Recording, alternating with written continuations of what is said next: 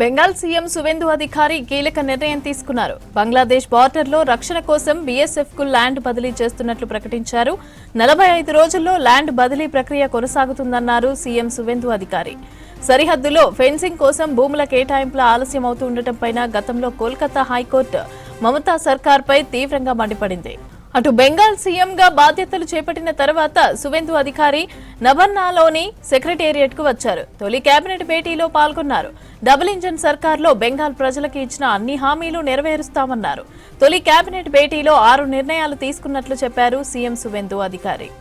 రాష్ట్రంలో law and order పైన secretariat లో కీలక సమావేశం నిర్వహించారు సీఎం సువేందు.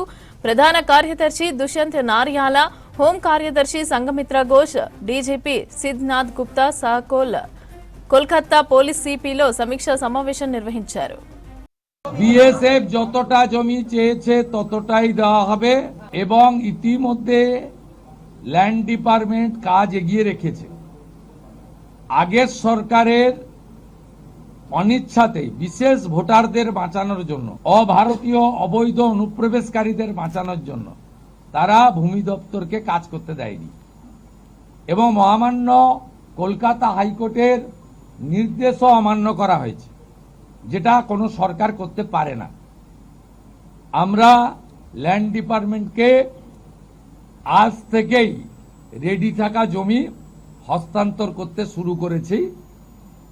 আমার কাছে যেটুকু আমি এলওপি হিসেবে খবর রেখেছিলাম 90% জমি আপনার land department government of West Bengal transfer করতে পারে।